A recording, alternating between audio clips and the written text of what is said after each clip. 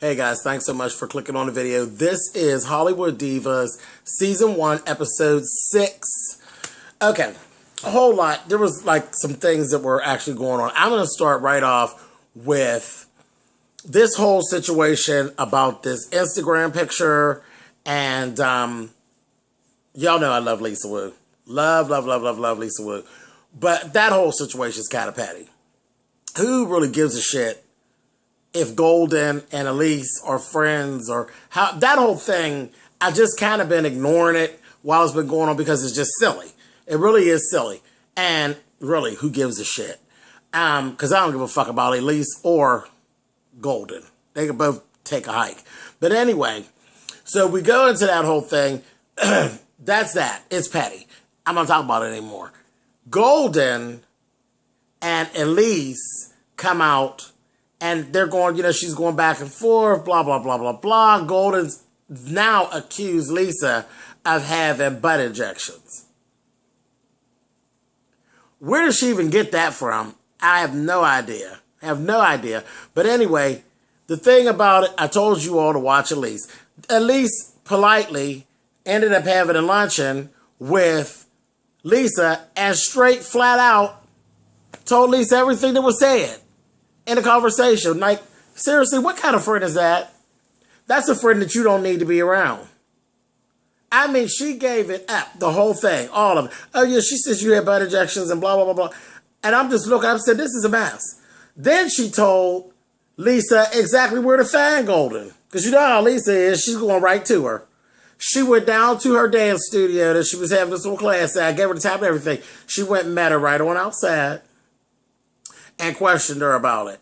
Golden naturally got mad at Lisa, started trying to talk smart. I don't know that she even got mad at Elise.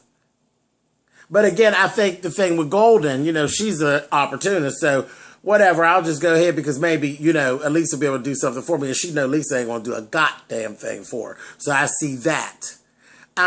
Just a mess. It was absolutely a mess. An absolute mess. They go back, they get into this whole thing where they're having this meeting about this here movie. They've chosen Forrest to be the writer. Bad mistake. I've said that before. It's a bad mistake. And I'm going to tell you why in just a second. They chose Forrest.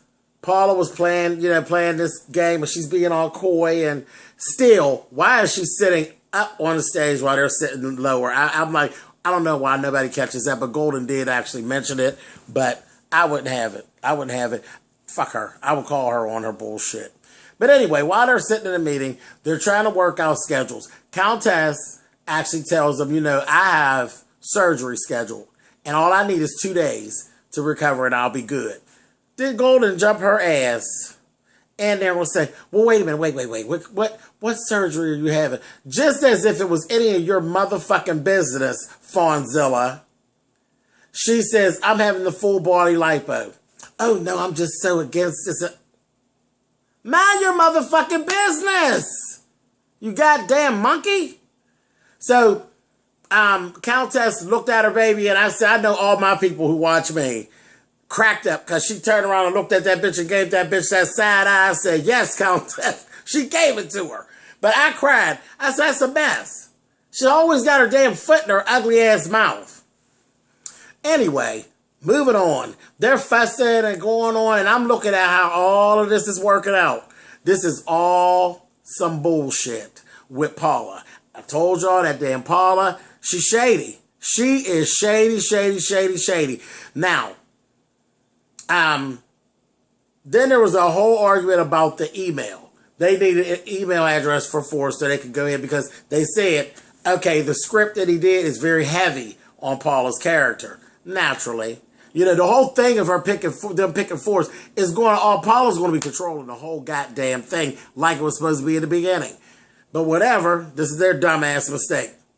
So Golden's the one that actually approached it. And they ended up really going back and forth, to the point where Golden's like, this email address is your same email address. Why doesn't Forrest have his own email address? And then it went to a whole other thing of why Golden's trying to tell her what to do with her husband, and what is it that you're trying to tell my husband that you don't want me to see, and this, that, and the other. And I'm sitting there and I'm thinking, really, Paula? You really think somebody really wants force? I guess. But anyway, moving on. As time went on, and then you started seeing a little more with Forrest and the interaction, I'm not so sure. I kept looking, and she do get awful giddy when Forrest gets around and gets extra happy whenever his name is mentioned. So maybe that bitch needs to be watched. Because, you ain't heard of Fonzilla say nothing about no man. So, Peter will make people act stupid. So I said, okay, so I gave her the side eye. We'll be watching her. So then this is something that I didn't care for very much. And this is, again, why it made me click and say, oh, damn, she does flirt at Forrest. When there's a scene that needs to be done in a church. Lisa Wu got Todd Bridges to do the part. So he's going to do the part. But they need to get a church to do this at. Countess went down. It's a friend of hers is the pastor. Golden's ugly ass decided basically, oh, will they just lend it to us? Now, this is what kills me about our folks in business. What would make you think that they needed to lend you anything? You're doing something to make money. Making money costs money. You have to invest money. Stop always looking for the motherfucking free way out.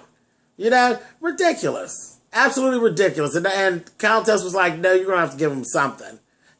So the guy comes out, Golden started flirting at him. That's what made me start looking. I said, oh, Fonzilla really thinks she's sharp. Then she kept referring to herself as pretty. I don't know where the fuck she got that at. But I was like, okay. Well, what about a pretty smile? I thought she was going to bring another motherfucker in to do a pretty smile. Surely it wasn't her. But anyway, she's flirting at him and carrying on. And I said, So that really made me start really looking at her with the Forrest thing. She does flirt at Forrest a little taste. Anyway, moving forward. Now, okay. So that's basically all that really kind of went on with the show was this whole thing. Her accusing... because it's gotten to be like a verbal thing now. It's like, girl, stop playing at my husband. So that's an issue now. Where Paula really feels as though Golden is trying to really entice her husband. And I believe that she is. Whatever. Anyway, so that's it basically for the show. That's basically all they covered in that hour. But let me talk to you all about some things that I saw that have gotten on my nerves just a little bit about Paula J, whatever the fuck she's being. Paula is a hot-ass mess. Hot. I'm looking at her. She made a reference to the fact that she had won, basically. Where she said, look at you making a play for my husband. It was in her confessional. You're making a play for my husband and you don't even realize you being pimped. We might as well have you standing on the street corner. Is that cute, Paula? That's cute? But see, they brought this shit on themselves. As I said it last week. Don't do that. But they basically have relinquished all control over everything to her. She's the director. Forrest is the assistant director. She went into this whole thing with them telling them she has to film all the scenes. All the dates have to coincide with her dates. Don't matter what they have going on. Everything has to coincide with her. She basically has control over everything, and these goofball broads don't even see it. And I'm just looking at her. I just said, she's really on my nerves. Her attitude is so funky. And then Paula, bitch, who are you really? Who are you? I looked at her. She come up in there. If you've noticed, her clothes are a shitty mess. Shitty. That bitch got that whole Goodwill gorge going on. She looks ridiculous. I look at these little sundresses and things. They're just as cheap. All that fucking polyester floating around. Ridiculous. And that head, I started off talking about that head a long time ago. Why, bitch? Why? Now, you were on the last season of True Blood. So, I know you got a check from someone. Why the fuck you got a half of a weave, bitch? She only has the back of her hair done. And I know you got enough money to go buy another bag to do the front. It looks ridiculous. And then she gonna stand up there and have Forrest coming in there for some dinner or whatever it is. It's supposed to be old sexy dinner. What the fuck was sexy about it? She got this fucking wrinkled, struggle-ass gown on, wrinkled. It was just this wrinkled. I said, you couldn't press that motherfucker? It's just this wrinkled. Titties don't fit in it. She looked crazy. She looks like the fucking housekeeper. That's what she looks like. And she's going on, and that's what she's telling them. Oh, yeah, they chose you, and they chose me. We both have jobs now, this, that, the other. And they kikied, and they cackle, and they laugh. And for the first time, I really looked at the two of them. And guess what they give me, honey? Crackhead teas. Both of them. Both of them. They are giving me crackhead teas. They look like they doing this in their head, honey. Counting their rocks that they going to buy. Crackhead teas, honey. I said, oh, this is the best. I didn't like that at all. I didn't care for that. That whole situation about her pimping them and all that. It's going to come back on you. But then, anyway, I looked at that. Shit, that wrinkled-ass fucking dress. Then I looked at the food. Struggle-ass goddamn food. I said, well, how's that sexy?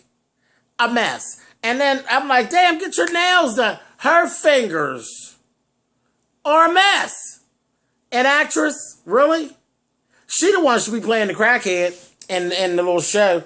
They wouldn't have to do too much hair and makeup on her at all.